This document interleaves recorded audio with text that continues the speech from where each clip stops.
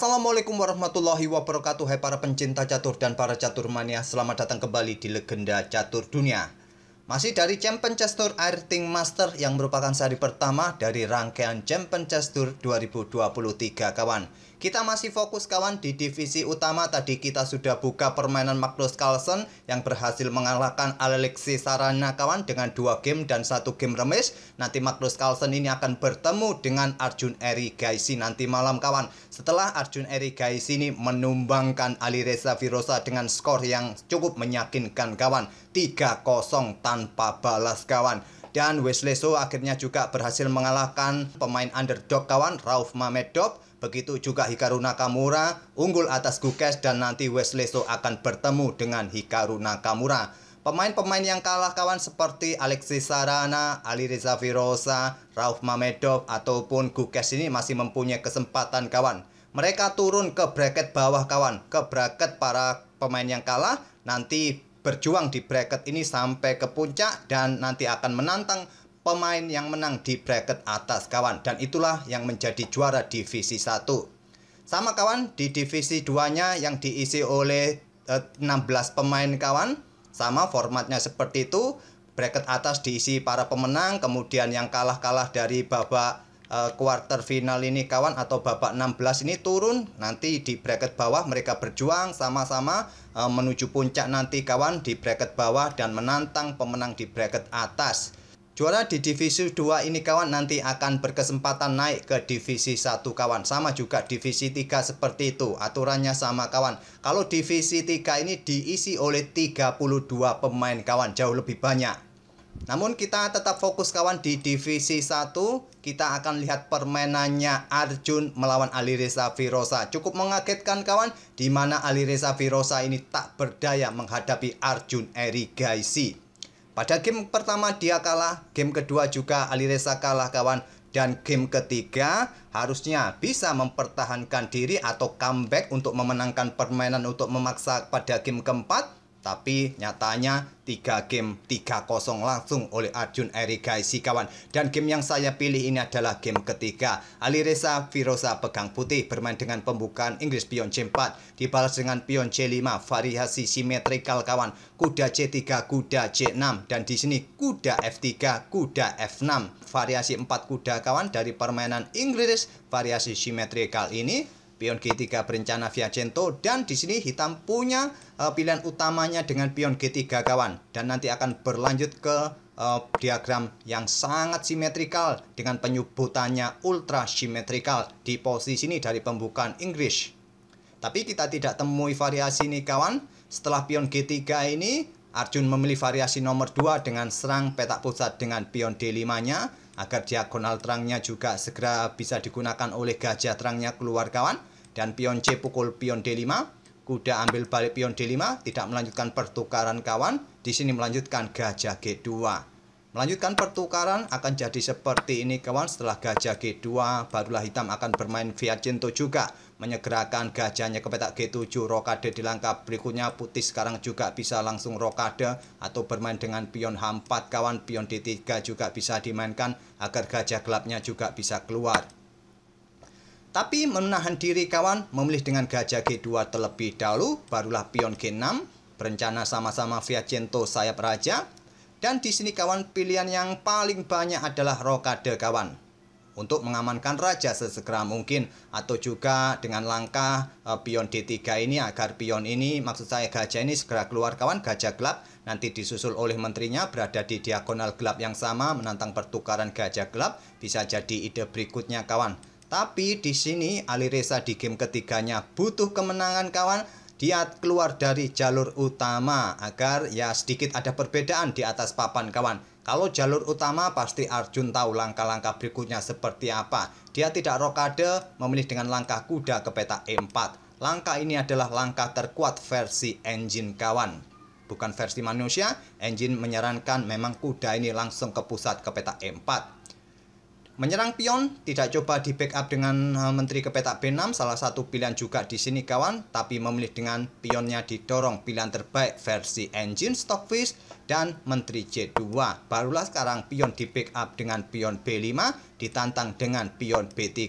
Terlebih dahulu gajah G7 memanfaatkan diagonal gelap ini terbuka kawan, ditantang dengan gajah B2. Terlebih dahulu kuda B bergerak ancam menteri ke petak B4.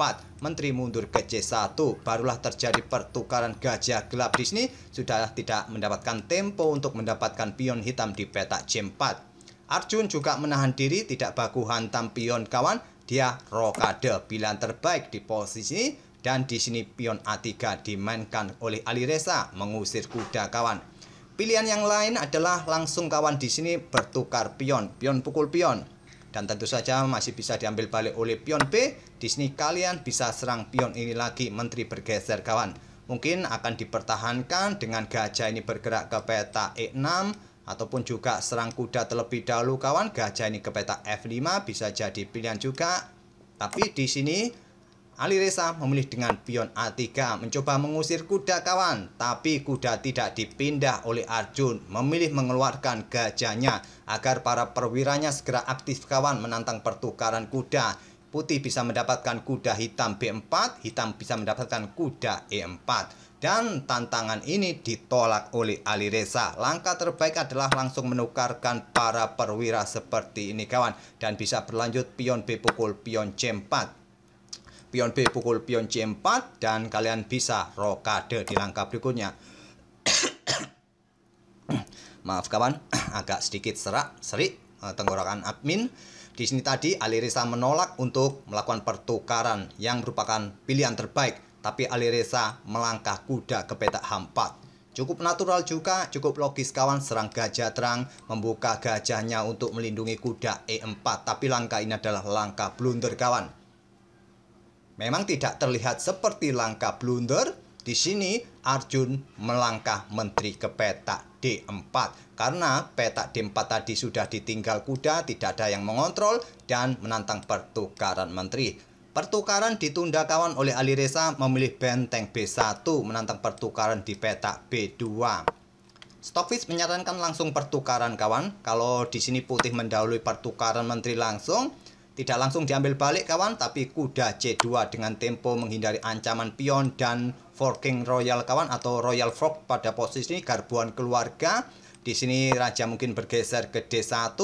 Kuda 6 yang ambil menteri kawan dengan potensi mengambil benteng di langkah berikutnya. Jadi kuda ini akan sedikit tertunda untuk sikat gajah yang ada di peta F5 ini. Benteng akan digeser. Di sini pion akan pukul pion terlebih dahulu kawan untuk memperkuat posisi kuda. Kuda putih sikat gajah F5 diambil balik oleh pion G. Kuda mungkin bergerak ke peta ini kawan untuk coba pressure pion yang di sini, tapi masih ada kuda mungkin nanti disusul dengan pion E3 terlebih dahulu untuk mendapatkan pion di sini dan juga discover pada benteng. Di sini hitam akan melanjutkan dengan langkah kuda ambil pion A3, merelakan bentengnya diambil oleh gajah dan bisa mendorong pion dan seterusnya kawan. Akan saya sedikit percepat pada posisi ini. Dan nanti komposisi perwira mungkin seimbang kawan, ataupun sedikit lebih baik. Putih mempunyai gajah terang dalam jangkauan range-nya yang cukup panjang kawan. Tapi coba lihat dua pion bebas hitam ini kawan yang terkoneksi seperti ini, sulit nanti akan dihentikan oleh putih. Oke, kembali lagi ke langkah aslinya, tapi itu versi terbaik versi Stockfish. Tapi memilih dengan benteng B1 oleh Alireza. Dan di sini gajah sikat kuda. Alireza melanjutkan terpaksa kawan untuk melakukan pertukaran menteri di petak pusat. Kuda C2 terlebih dahulu tempo skak. Raja bergeser ke D1 dan kuda 6 dari bawah ambil menteri putih di petak D4. Berikutnya gajah pukul gajah, ancam benteng kawan tidak diperdulikan. Memilih ambil pion yang ada di petak A3 karena posisi kuda juga dalam ancaman gajah tadi kawan. Jadi merelakan pertukaran kualitas. Dan di sini benteng A1 terlebih dahulu, pion B4. Langkah brilian mempertahankan posisi kuda, tetap merelakan pertukaran kualitas kawan. Dan di sini diterima oleh Alireza, gajah sikat benteng A8. Kalau kalian memilih untuk ambil pion ini kawan, maka benteng akan dipertahankan, bergeser. Mungkin di sini pion D3 kawan, dan benteng F keluar juga ke lajur pusat. Coba lihat posisi benteng nanti, posisinya terancam dengan kuda punya potensi ke petak B3 dan menjangkau area pertahanan putih di area-area ini nanti kawan. Sangat terbatas pergerakan benteng disusul pion bebas di sisi kiri papan, hitam tetap akan mendominasi permainan. Walaupun jumlah perwira sama, tapi yang merepotkan adalah pion-pion hitam di sisi kiri papan. Memilih langsung menerima kualitas pertukaran perwira, gajah ambil benteng A8, dan ini memberikan kesempatan kuda ambil pion B3 kawan, membersihkan satu lajur dengan potensi juga ancam benteng di peta A1. Benteng bergeser naik ke peta A2. Sekarang posisi benteng ini sangat sulit kawan, tidak mempunyai peta yang bagus. Pada peta-peta ini sudah dikontrol semua oleh kuda-kuda hitam, dan selanjutnya pion ini siap didorong. Dan sekarang Arjun mempunyai tempo untuk ambil balik gajah di peta A8. Pion E3 untuk memberikan ruang bagi pergerakan raja kawan, dan di sini pion ini sudah saatnya didorong bagus juga, tapi Arjun memilih dengan pion E5. Langkah ini juga cukup bagus kawan, didorong lagi nanti untuk mengawasi peta terang agar kuda ini sulit untuk melakukan manuver. Dan juga sementara memang terlihat posisi pion ini coba kontrol peta ini kawan untuk mencegah manuver kuda juga ke peta F4. Raja naik ke E2, pion E4, pion F3, pion pukul pion skak diambil balik oleh kuda. Barulah sekarang pion A5 oleh Arjun, benteng F keluar kawan, persiapan discover di sini nanti diikuti dengan langkah kuda bergerak ke peta G5. Terlebih dahulu pion F6 dimainkan, kuda H4, dan di sini Arjun tidak mengaktifkan rajanya kawan, mungkin bergerak ke peta G7 melindungi pionnya, tapi memilih dengan benteng naik ke peta A6. Kuda manuver ke peta G2 berjuang untuk mencari celah kawan, langsung naik lagi ke peta F4. Kemudian mungkin nanti ke peta D5 dan seterusnya. Dijawab dengan langkah benteng D6, langsung mengawasi lajur D kawan, memberikan pressure pada pion di sini.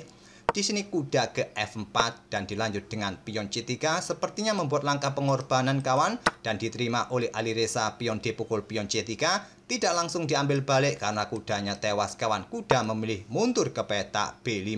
Pilihan terbaik kawan, dan tidak punya tempo lagi putih melanjutkan pion pukul pion karena ada ancaman garbuan kawan, benteng bisa tewas. Oleh karena itu benteng digeser terlebih dahulu ke C2, barulah kuda ambil pion C3 skak. Raja bergeser ke F2, pion A4 mulai didorong kawan. Kuda ke E2 menantang pertukaran, ditolak dengan langkah tantangan pertukaran benteng malahan oleh Arjun Erigaisi. Diterima, diambil balik oleh kuda, dan benteng C1. Coba tekan kuda untuk mendapatkan satu pion. Kuda lompat ke peta E4. Kuda D ya kawan yang lompat ke peta E4, dan raja bergeser ke E1. Sekarang pion B3, pilihan terbaik kawan. Salah satu langkah brilian dengan mengorbankan kuda di peta C3.